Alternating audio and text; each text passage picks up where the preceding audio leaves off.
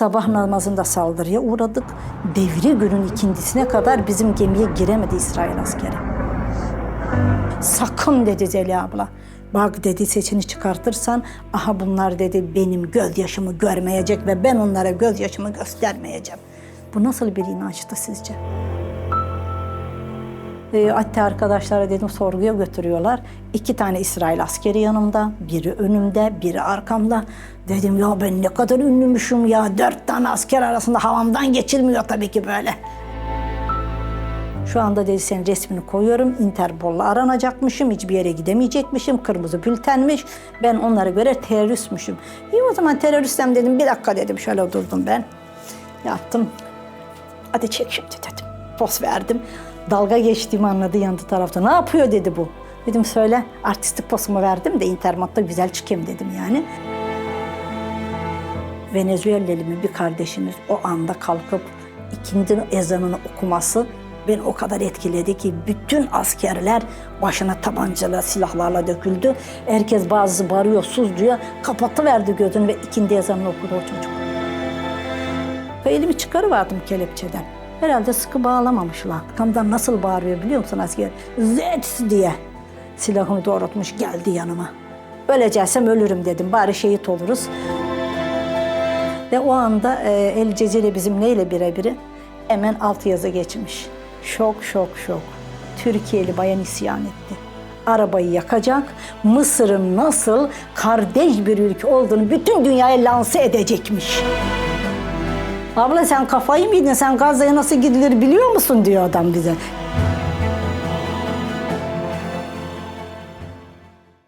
Sizi tanıyalım.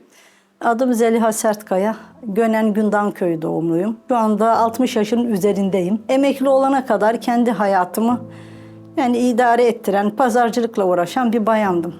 Emekli olduktan sonra Rabbim nasip etti. Böyle bir iyilik peşinde koşmaya başladım diyebilirim. Benim hikayem dediğim gibi emekli olduktan sonra bir mesajla başladı benim hikayem. Bana gelen mesaj neydi? Filistin'e yola çık diyordu bana mesaj. Ben bu mesajı okuduktan sonra tekrar okudum. İkinci anlamı farklıydı. Filistin'e diyordu yol açık. Yazılım aynı ama anlam farklı. Biri Filistin'in yolu açık olduğunu söylüyor, bir de yola çıkmamı söylüyordu. Ve ben bunu gerçekten de nasıl yola çıkacaktım, ne yapacaktım? O gece sabaha kadar uyumadım kuzucuğum. Sabahleyin bana kim mesaj çekmişti, orasını aradım. Ve Rabbim benim hayatım böyle başladı. Ben de ondan sonra araştırmaya girdim. Filistin'e nasıl yola çıkacaktım?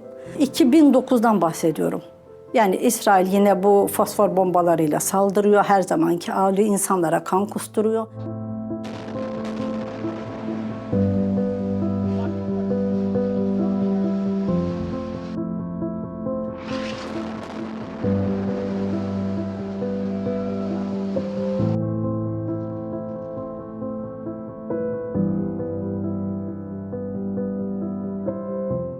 Yani evet, hayatımda hiç uçağa binmemişim ama gene haber programlarında kardeşlerimizin durumunu görüyordum yani. İçim sızlıyordu. Ne yapıyordum televizyonu kapattıktan sonra? Sadece üzülüyorum ve dua, onu bile beceremiyordum. Belki dua etme bile beceremiyorum.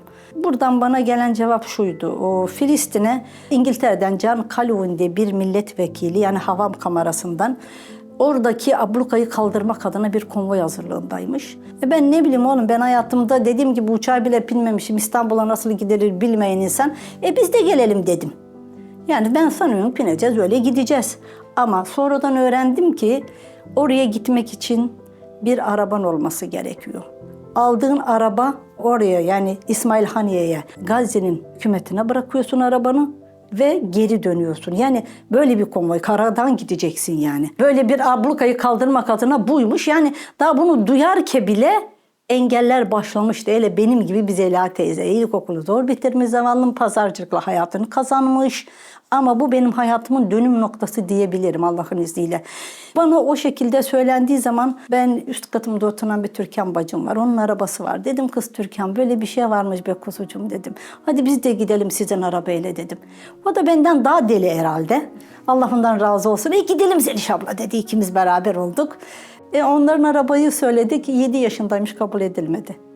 5 yaşında araba gerekiyor. Daha yaşlı değil. Çünkü orası abluk altında olduğu için yani araba bozulduğu zaman bu arabayı tamir ettirme gibi bir şey yok yani. Ve işin garip tarafı çocuklar, bize bu sinyal verildi, bu mesaj geldi ama öbür katılan dernekler Türkiye'den hiç kadın katılmayacak bu konvoya. Çünkü arabayla gidileceği için çok zorlu bir yolculuk. Kadınlar buraya dayanamaz diyorlar. Ama bize bunu kimse söylemedi. Yani söyletmeyen kim sizce? Rabbim. Ve ben, bir derneğimiz yok, bir yerimiz yok çalışma ama yine vazgeçmedik. Biz bir ay içinde Rabbim nasip etti. Kapı kapı pirinç sattık. Bizim Gönen'imizin pirinci şeydir. Tanıdığımız fabrikalardan pirinç aldık. Arabamıza koyduk. Parayı sonra ödeyeceğiz çünkü pirinç alacak paramız da yok. Satacağız. Sattığımızın parasını vereceğiz. Satamadığımızı fabrikaya getireceğiz. Ve 2 arkadaş, 2 bayan İzmir'e araba içinde uyuduk. Biz pirinç sattık. Gözleme yaptık, sattık. Kermesler düzenledik ve bir ay içinde, buna kimse inanmaz, biz bir tane Ford Ranger aldık. 0.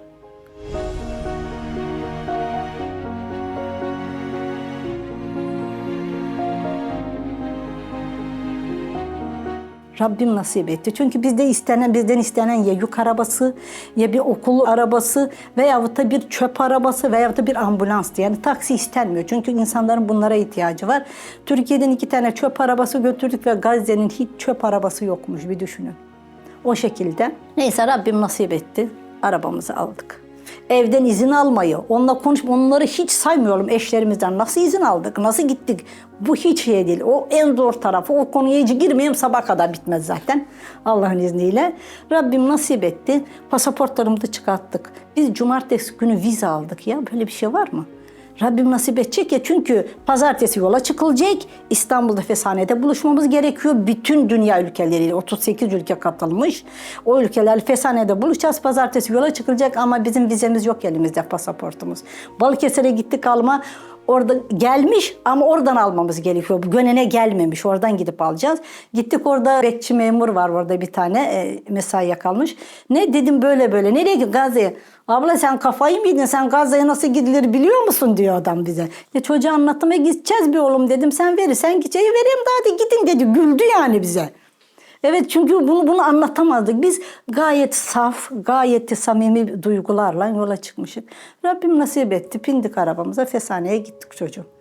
Ama ikinci bir zorluk başlıyor. Ne oluyor? Türkiye kadın kabul etmiyor. Böyle bir şey yok. Ama bir ay boyunca bize bunu kimse söylemedi. Türkiye'den kadın katılımcı istenmiyor diye. Avukat hanım geliyor şimdi, 2'de bir, Gülden Hanım. Git şu kadınlara söyle ya, bu kadınlar nereye gelecek? Bizde kadın yok. Şimdi en sonunda Gülden Hanım geldi, dedi bacım siz katılmışsınız ama Türkiye kadın kabul etmiyor. Bu 2. 3. zorluk. Evden zor izin almışım, dedim hayatta geri dönmem. Geri dönersem eşimle zaten zor izin aldım. Adamın bir daha ömrü bile dilinden kurtulamam. Dönmeyeceğim geri. Ona bak dedim, araba burada. Arabayı da size vermiyorum. Biz gelirsek araba da geliyor.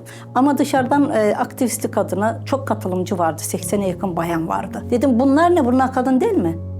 Onlar yabancı. Niye? O bir haftadır yollarda, onun gittiği yere ben de giderim kardeşim. Bu kadar basit. Baktılar ki pasaport hazır, vize hazır, araba burada. Ve baktılar ki olacak gibi değil. Ve Türkiye'den o konvoyda sadece 2 bayanız. Gönen'de 2 tane bayan, 2 tane akıllı. Böyle bir şey de var. Rabbim nasip etti. Tamam, yola çıkılacak. Gerçekten de doğruydu. O konvoy 25 gün yolda gittik çocuklar. Bu çok kolay bir şey değil. Biz spor salonlarında uyuduk. Ben hayatımda görmedim, uyku tulumunun içinde uyudum. Böyle bir şey var mı? Bu Zeliha teyzen öyle bir şey görmemiş. Doğruydu. 80 tane bayan, erkekler başka yerde yattı, biz başka yerde. Bize otel mi olur? Kaç yüz kişiyiz arabalarda. Ve 3 tane affedersin tuvalet var. Sabah namazına kalkacağız. Kuyruksun. Saat 4'te kalkacaksın ki o abdestini alıp namazını kılabilirsin. Çünkü sen Müslümansın. Ve o anda arkadan erkekler bağırdığı zaman haydi ad bin deyince o arabaya bitmek zorundasın. Çünkü o konvoy seni beklemez. Ve biz sabah namazı olmadan namazlarımızı kılıp giyinip o arabaya oturmamız gerekiyor. Evet, gerçekten zor yolculuktu. Ama dayandık mı? Dayandık. Şöyle bir anlaşmaya varılmış sınırda. Denmiş ki toplamda o 550 arabanın 50'sini istiyorlar. 50'sini bize bırakacağınız veyahut da diyorlar ki Tel Aviv'den geleceksiniz. 50 arabayı da onlar seçecek. Biz bu arabaya bunu al demeyeceğiz. Onlar seçecek arabaları. Onların istediği arabayı bırakacağız. Toplantıda Bülent abi şunu dedi, hepimizi topladı. Dedi ki şimdi plakaları okunan arabaları dedi İndirin, boşaltın eşyanızı, kendinize başka araba bulun, başka arabaya geçin. O arabalar burada kalacak. Bülent abi dedi ki bütün arabalar dedi benim için değerli ama bir araba var ki dedi beni de çok üzdü dedi. Çünkü o arabayı o kadınlar çok zorluklarla almışlar. Çok engellere rağmen o kadınlar bu konvoya katıldılar. 2 tane bayan var dedi koskoca konvoyumuzda. O arabayı da seçmişler dedi. O anda samimi söylüyorum yani gayri ihtiyari olarak orta yere bir atladım. Ne dedim, bizim arabayı mı bırakacaklarmış? Hayatta bırakmam dedim. O arabayı zorla aldım, ne zorluklarla aldım. Cayır cayır yakarım dedim. Aha dedim şu Laskiye limanından aşağı dedim ittiririm. Bütün dünya dedim Mısır'ın nasıl kaldeş bir ülke olduğunu görsün dedim. Yani bunu ne yapacağımı bildiğimden değil yani. Ve o anda El Cezire bizim neyle birebiri? Hemen altyazı geçmiş. Şok şok şok. Türkiye'li bayan isyan etti. Arabayı yakacak, Mısır'ın nasıl kardeş bir ülke olduğunu bütün dünyaya lanse edecekmiş.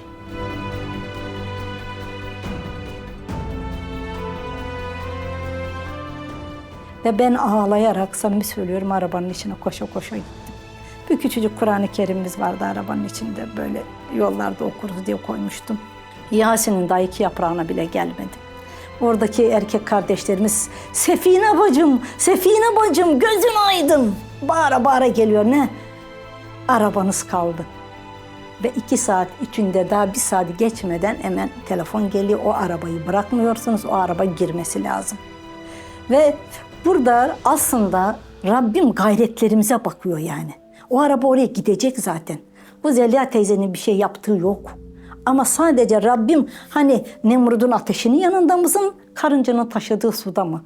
O su onu tabii ki söndürmeyecek ama yol, önemli olan bu, ne yaptığımız. Ve Rabbim nasip etti, araba kaldı ve hala 12 yıldan beri şu soruyu kendime sorarım.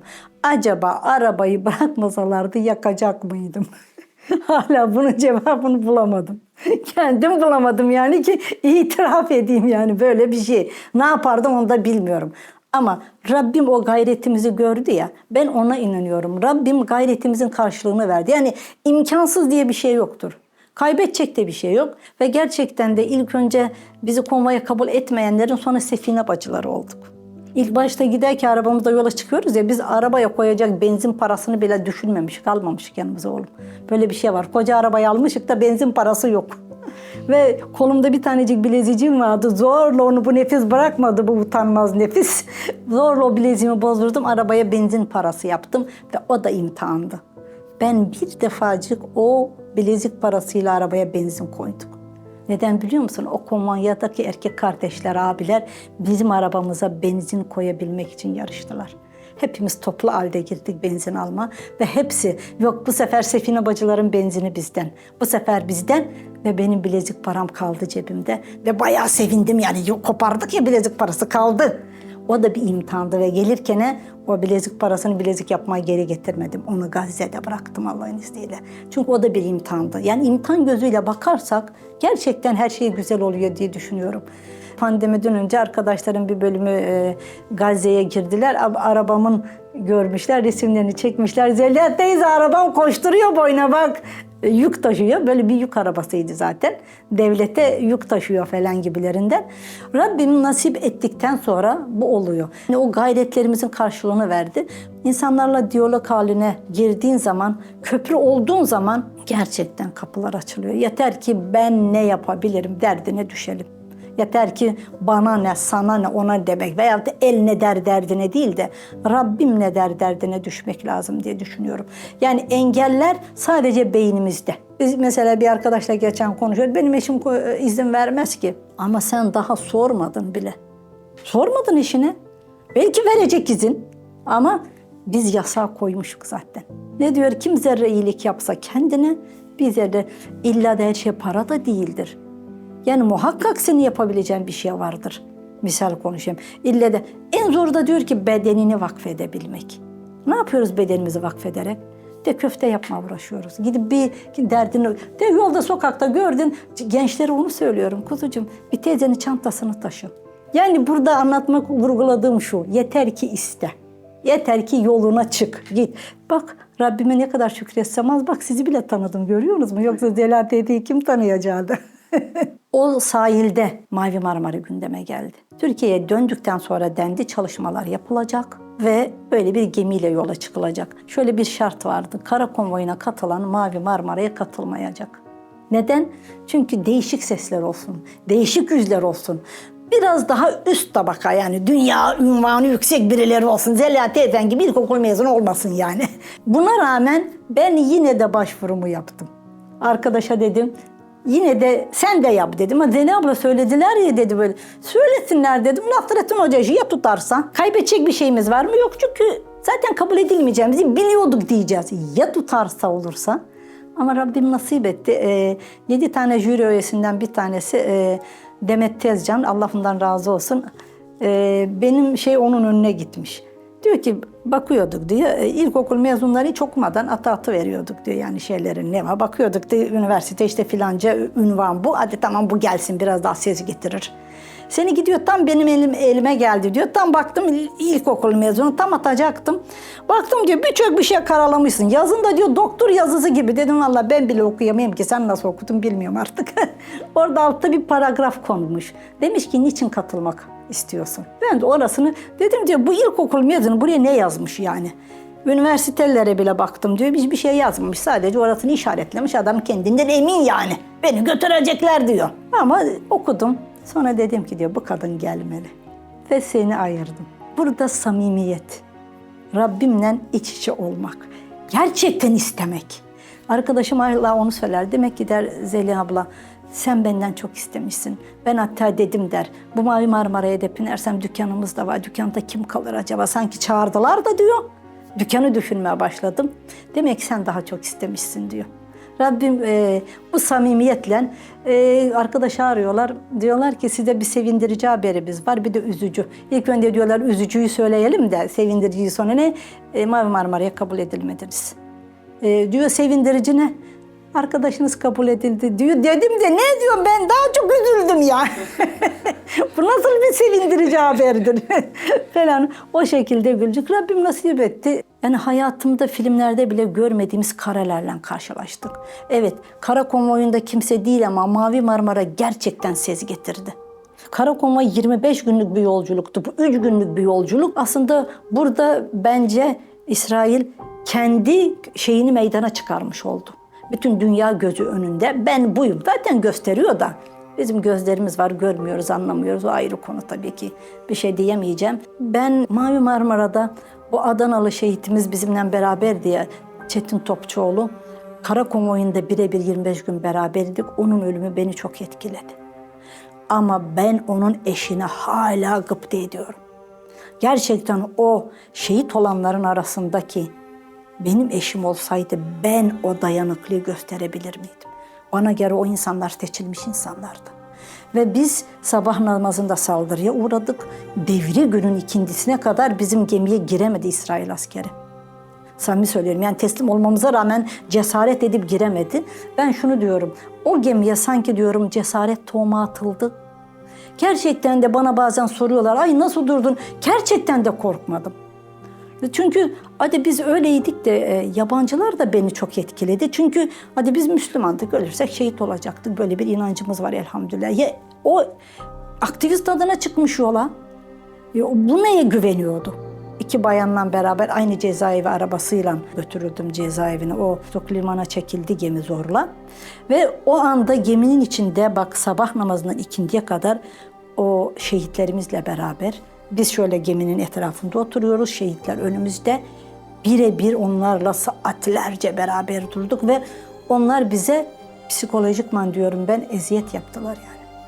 Onlar bizim karşımızda ve ben de akşamüstü o şehitlerden birinin Çetin Bey olduğunu öğrendim. Ve eşi orada koşturuyor bir şey ve o kadın gözyaşının bir damlasını bile akıtmadı ve kimseye de söylemedi ki eşi şehit olmuş diye. Sonra duyunca dedim Çiğdem Allah senden razı kılını sakın dedi Zeliha abla. Sesini çıkartma. Bak dedi sesini çıkartırsan aha bunlar dedi benim gözyaşımı görmeyecek ve ben onlara gözyaşımı göstermeyeceğim. Bu nasıl bir inançtı sizce? Ve ondan sonra kendimi sorguladım. Acaba ben olsam onun yerine ne yapardım? Feryadı figan mı koparırdım eşimin başında? Yoksa bu cesareti gösteremezdim diye inanıyorum. Çünkü gerçekten gösteremezdim. Ama Rabbim seçilmiş olarak onları pindirdiğine inanıyorum. Şöyle bir olay yaşadık gemiden indikten. Erkeklere çok eziyet edildi. Gerçekten de gözümüzün önünde. Onlar arkadan kelepçelendi. Biz önden kelepçelendik. Hatta arkadaşlara dedim sorguya götürüyorlar. 2 tane İsrail askeri yanımda. Biri önümde, biri arkamda. Dedim ya ben ne kadar ünlümüşüm ya. 4 tane asker arasında havamdan geçilmiyor tabii ki böyle. Üst güvertede devirsi sabaha kadar güvertede o helikopterler asker iniyor. O helikopterin dönen şeyi var ya pervanesi yukarıda. O okyanusun suyun üzerimize bir atıyor oğlum. Bu dudaklarım artık kanamaya başladı. Böyle rüzgardan ve sıcaktan ellerin kelepçeli ve güneşin altındasın. Orada bir tane İsrail askerinin bir tanesi hepsi zaten maskeliydi gemiye binenlerin. Bir tane su aldı. Suyun hatta şişenin adını bile okumuştum. Görmüş karşıdan kanıyor dudağım çünkü gelmiş. Bize de tembihlediler. Asla bir şey imza atmayın. Asla hiçbir şey verirseler yiyip içmeyin. Şimdi suyu getiriyor bana drink. Ben de sular seller gibi İngilizce konuşuyorum. No drink. Yani öyle. Beden dili kuvvetli yani anladın mı? Şimdi başka yere gidiyorum çocuk yine peşimde asker. Dedim kıza artık dayanamayacağım ama ne varsa var dedim yoksa bayılacağım yani. Dudağım çatlamış usulcacık aldım içtim. Hala bir şey olmadı. Demek ki bir şey yokmuş içinde. Ve üst katta güvertede dedim ben dayanamayacağım. Bu sandalyeyi alıp karşı tarafta böyle bir kabin gibi yer vardı. Akşamleyin orada yemek yiyorduk. Orada yemek pişirilen bir. Orada böyle tenteler var. Güneşten korunuyor orası. Kafaya koydum yani oraya gideceğim. Ama güverte asker kaynıyor. Hepsi son sistem silah. Hayatımda görmediğim silahlar. Ben Rabbim nasip edecekle oynar dururken elimi çıkarıverdim kelepçeden. Herhalde sıkı bağlamamışlar. Ondan sonra ama belli olmasın diye şu elimi kelepçeli olanı bunun üzerinde tutuyorum. Sanki kelepçeliymiş gibi elimde duruyor falan. Şimdi kafaya koydum karşıya gideceğim ya. Yani korkmadığımı söyleniyor. Tabii ki cesaretim var Allah'ın izniyle. Kerem dedim ben karşıya gölgeye geçeceğim. Sakın Zeliha abla dedi. Otur oturduğun yerde dedi. Vallahi dedim beynime geçti güneş. Öleceksem ölürüm dedim. Bari şehit oluruz. Şimdi göğe göstermiyorum ama sandalyeyi böyle yakalamışım 2 elimle. Tabii ki elimin kelepçesi olmadığı belli. 2 sandalye arkamdan nasıl bağırıyor biliyor musun asker? Zets diye. Ben dedim hiç duymuyorum ben de arkamdan bağırıyor. Zeliha Hanım otur yerine ben hiç takmıyorum. Kafaya koydum karşıya gideceğim yani. Silahını doğrultmuş geldi yanıma. Dipçinden şöyle silahını aldım sandalyeyi koydum otum. Yet dedim şimdi oturdum. Bak dedim güneşi gösterdim böyle. O gene benim elim açık ya. Ellerimi kelepçelemek için gelmiş. Dedim ya bunlar ne kadar ödlek ya. Bunca askerin içinde bir benim elimin kelepçeli olmaması. Yani bir kadının ve yaşlı bir insanın ve geminin en yaşlılarından biriydim. Mesela bizi sorguya çekiyorlar. Ben buna da şahit oldum. Kız dedi ki ben de Türk'üm dedi tercüman. Önüme büyük bir liste getirdiler. İmzalamamı istiyor. Diyor ki oku. Tabii ki Türkçe yazmışlar yapanlar. Ama ben o okuduğum şeyin içinde duymadığım kelimeler var içinde. Samimi söylüyorum bazı kelimenin ne anlama geldiğini bile bilmiyor. Ama bize dediler hiçbir şeyi imzalamayın. Bana kızın dediği şuydu. Bunu imzalamazsan cezaevinden asla çıkamazsın. Ben de dedim olsun vallahi ekmek elden su gölden yer içer yatarız. Siz düşünün dedim bunca insanı ne yapacaktınız cezaevinde? Şöyle baktı kız ne diyorsun sen teyze? Dedim sen nerede oturuyorsun İstanbul'da? Yeşilköy'de bak dedim. İstanbul'un en güzel semtinde oturuyorsun. Ama biz de sana dedim affedersin idi çana edenlerden derler dedim. Ve Türkiye dedim şu an ihanet ediyorsun. Yo ben görevimi yapıyorum. Ben de dedi işte Yahudiymiş. Yardım ediyorum yani kendime. Ama Türkiye'de oturuyorsun dedim.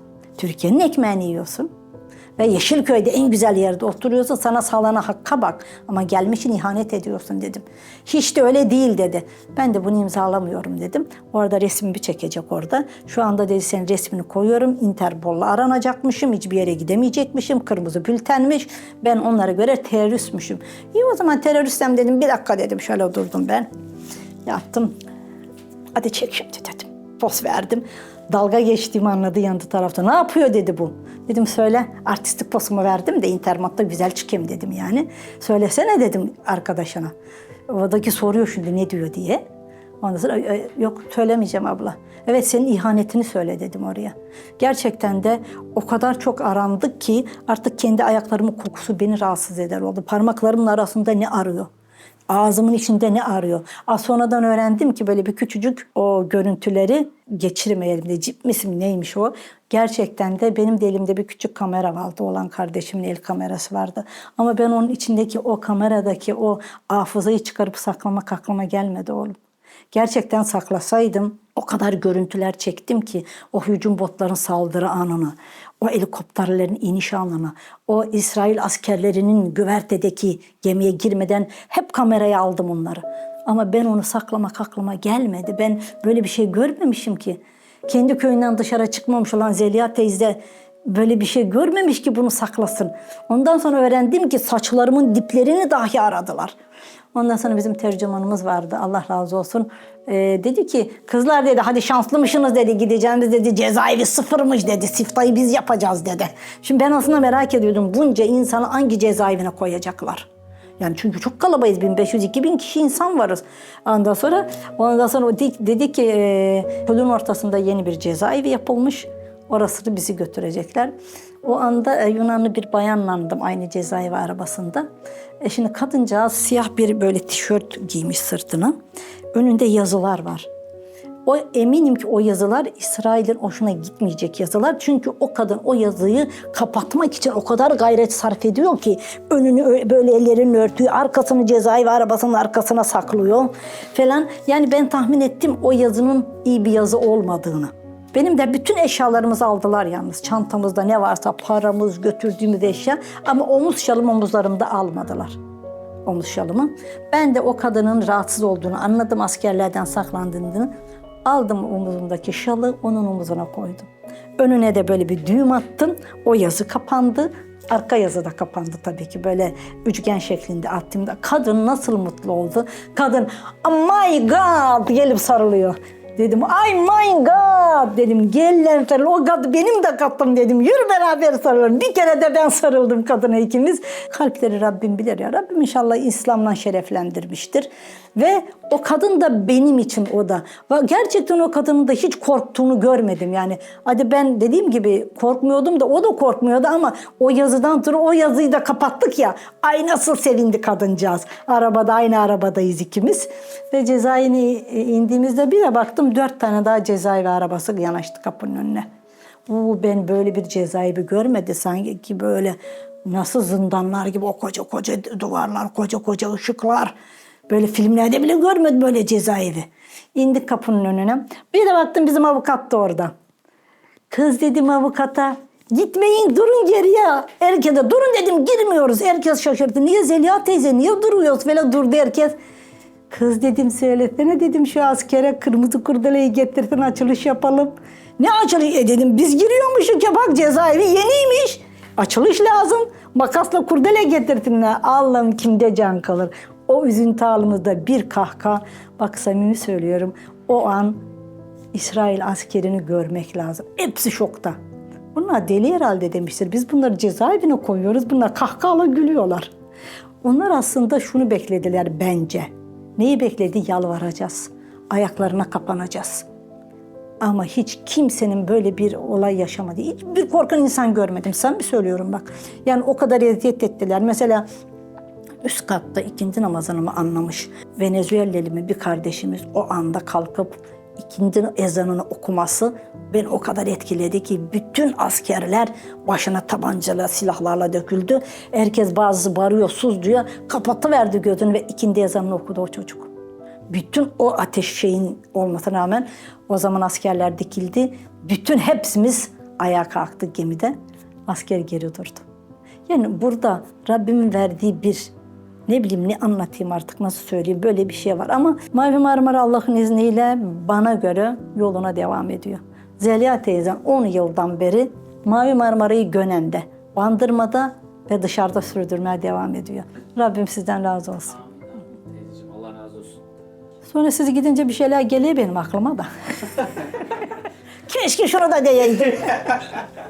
Yazarak da hiç de beceremiyorum. Gezegenler bile bir aradayken Tek olduğunu düşünüyorsan koskoca evrende, bu kanal tam sana göre. Bu video YouTube kazanında kaybolmadan, senin gibi başkalarına da ulaşabilmesi için desteğe ihtiyacı var. Her abone, bir kırgın yüreğe daha ulaşmayı sağlayacak. Beğen, abone ol ve yorum yapmayı da unutma. Siz de Hayalhanem İstanbul ve diğer tüm projelerimize destek olmak için buradaki linke tıklayarak online bağışta bulunabilir veya aşağıdaki iletişim numaralarından bizlere ulaşabilirsiniz.